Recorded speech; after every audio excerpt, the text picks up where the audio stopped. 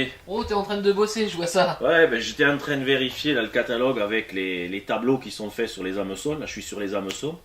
Et puis je regardais tout ce qui a été fait là, le nouveau tableau. Là, c'est super, ça permet de donner une bonne explication sur les hameçons. Eh ben écoute, ça tombe bien parce que moi j'avais quelques questions à te poser justement sur les hameçons parce que c'est un tout petit accessoire et pourtant on a plein de questions Alors, qui me viennent. ouais, c'est vrai que c'est compliqué l'hameçon de bien le choisir et tout ça, quoi. Alors en fait il existe de différentes tailles de fer parce que je regardais dans le catalogue, des petits, des gros. Déjà une question toute bête dans le montage.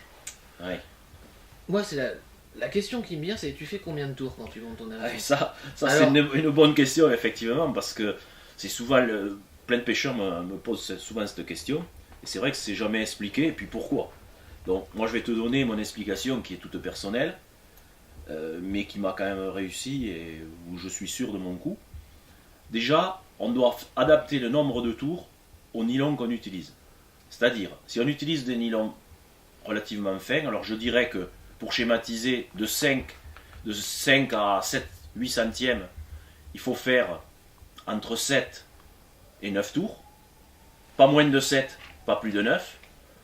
Avec du nylon un peu plus gros, il faut faire un tour de plus. Donc, si on utilise du nylon de 10, 12, 13, 14 centièmes, entre 8 et 10 tours, c'est ce qui va être parfait.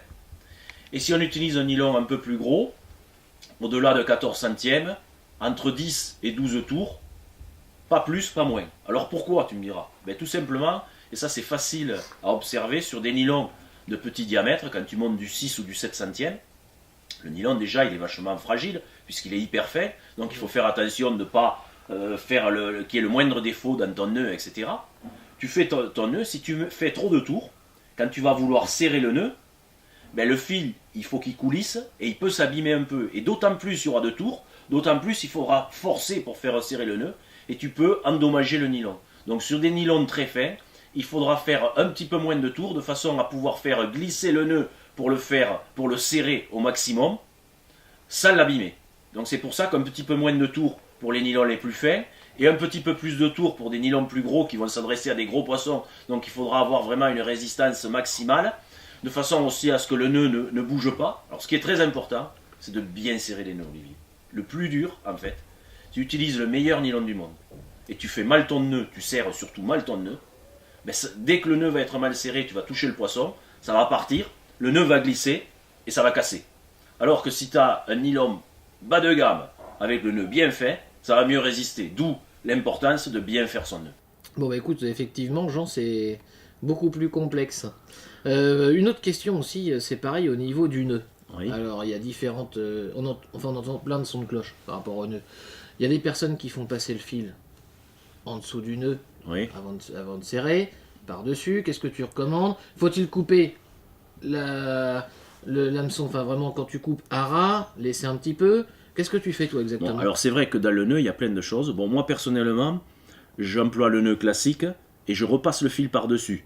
C'est-à-dire, le nœud, il est un petit peu plus grossier, il est un peu moins beau à visualiser, mais par contre, j'ai remarqué que c'était celui qui tenait le mieux, qui me permettait d'optimiser au maximum la puissance de mon nylon et couplé avec la puissance de mon hameçon.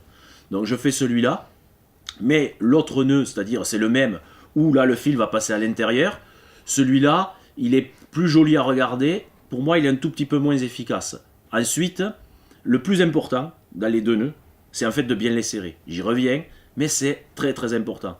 De même, pour le fil qui doit passer devant ou derrière la palette, il vaut mieux le mettre devant la palette, parce que quand on le fait passer le fil derrière la palette, on a tendance à décrocher davantage. Donc ça c'est avéré et vérifié.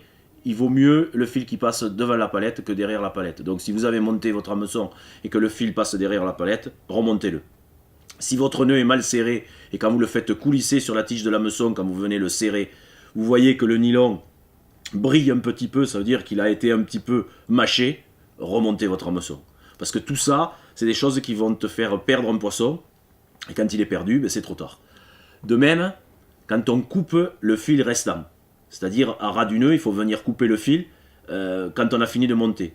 Évitez de couper trop à ras. Il faut laisser un petit millimètre qui dépasse, de façon à ce que quand il va y avoir la tension avec un poisson au bout qu'on a accroché dans le fond, Si c'est trop à ras, mais qu'est-ce qui se passe? On ramène des fois avec le bas de ligne en forme de tire-bouchon. Là, c'est qu'on avait coupé trop à ras et qu'on avait mal monté son hameçon. Donc ça, c'est des choses qui ne devraient pas arriver. On devrait, quand on perd un poisson, que le fil casse.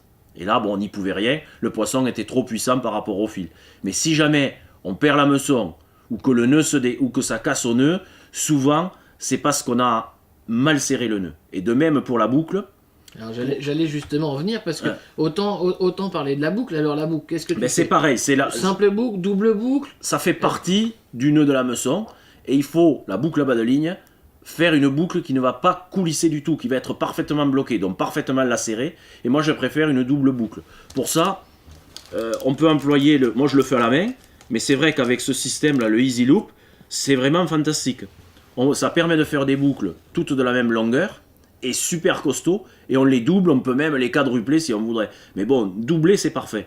Au-delà, ça fait un nœud beaucoup trop grossier. Mais de doubler la boucle, c'est vraiment mieux.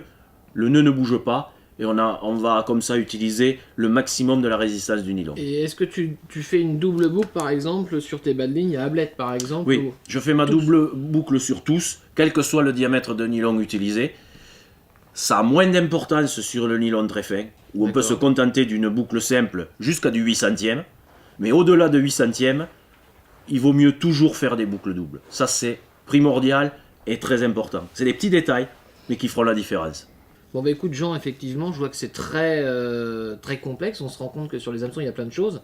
Et on va de l'hameçon à la taille du fil à la boucle. Et effectivement, un montage vraiment soigné, c'est aussi une partie de pêche réussie. Ah ben ça c'est clair. Et surtout, tu peux arriver à prendre des poissons beaucoup plus gros, avec le même nylon, avec tout pareil, simplement parce que tu as bien fait tes nœuds et tu as respecté les éléments qu'on vient de parler.